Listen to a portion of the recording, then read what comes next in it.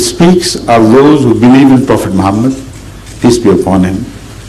It speaks of those who were Jews, who had believed earlier in certain books and prophets. It speaks of Christians by naming them. It speaks of all others who believe in divine books.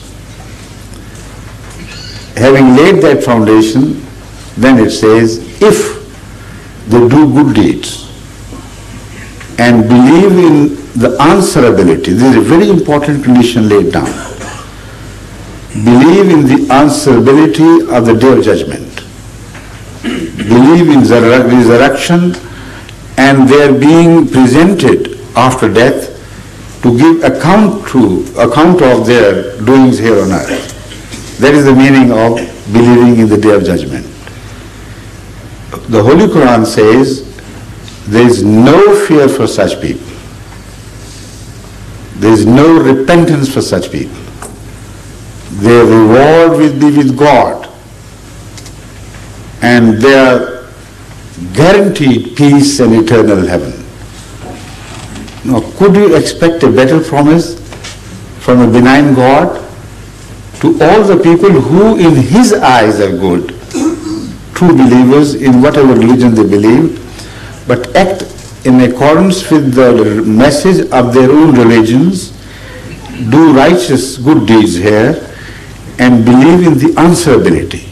That's very important. The Holy Quran repeatedly lays emphasis on this aspect of religion, that if you believe in God, you may believe in a mythical God without realizing that you do not put His practice, his injunctions or His expectations of you into practice in your own life. That happens when you really do not believe in life after death and do not believe in the question of accountability.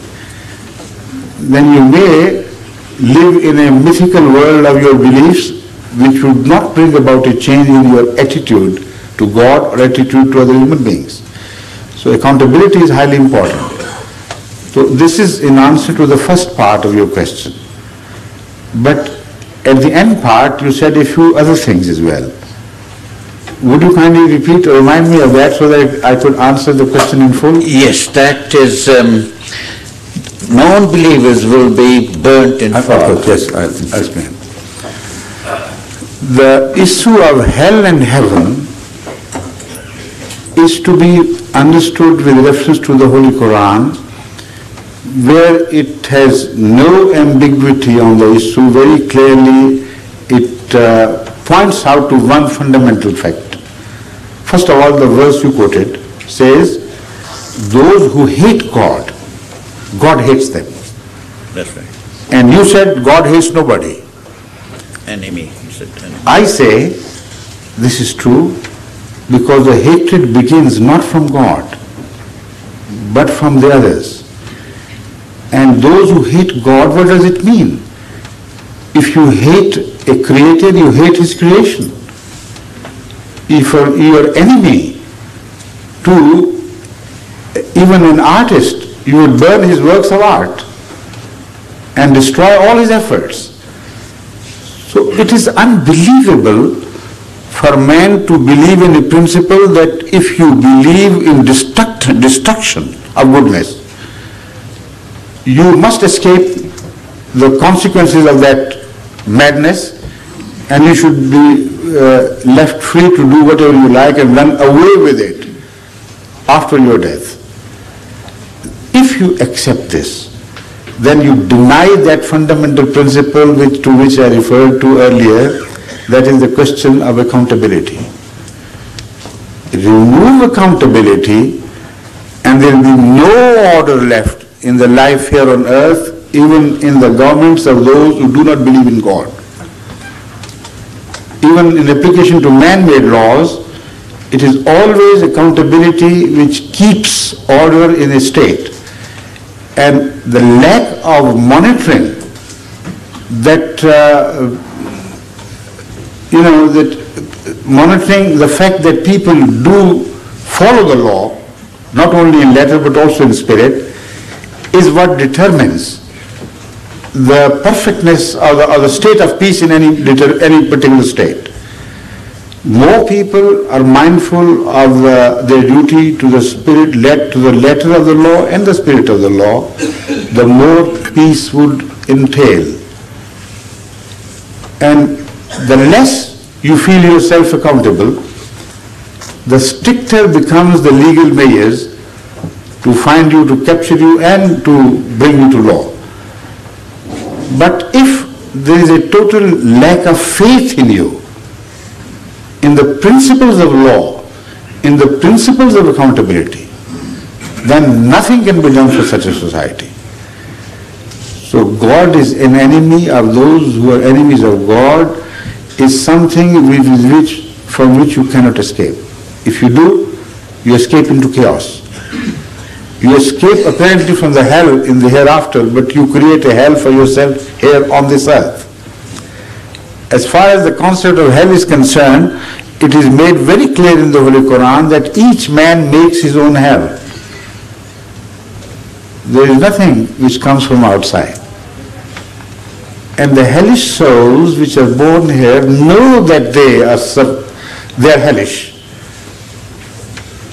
They are never happy and contented. They commit crime upon crime and keep on burning with some fire which coaxes them on to further crime, yet they never find any happiness and peace. The true happiness is found only in goodness. And with reference to your own personal experience, you know better than anybody else that whenever you have created a heaven for you here, you enjoy the eternal bliss. And according to the founder of the Ahmadiyya community, it is this building of our own heavens here on earth and building of our own hells on this earth, which would materialize in the form of a spiritual something to which we will be sent after death. The heaven our own making, the hell of our own making. Thank you. Thank you.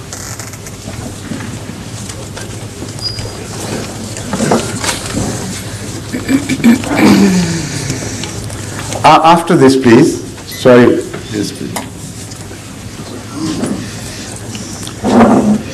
Ask this lady to come to occupy this front chair, please. Yes.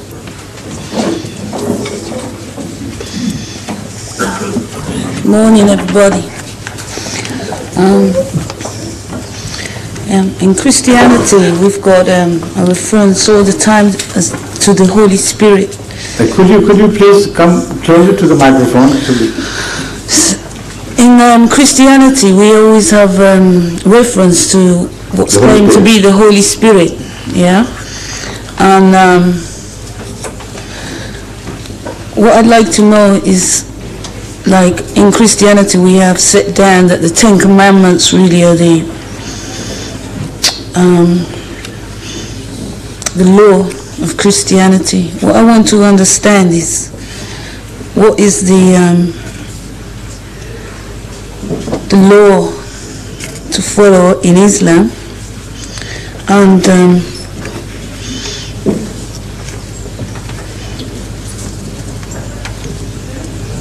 could I help you by starting to answer your question which is yet unborn? Could I? Yeah. Because I am ordinarily confronted with similar questions. So if I am right in guessing what you are aiming at, you will find answer in my answer to your question in my reply. If not, then perhaps you will be better prepared to pinpoint where I missed and what actually was that which you wanted. Right? First of all, the reference is given to the existence of the Holy Spirit. Now, this is not something unique to Christianity, although it has been so much highlighted and spoken of so loudly in Christianity that it seems that Christians appropriate entirely the concept of the Holy Spirit. It is found in every religion.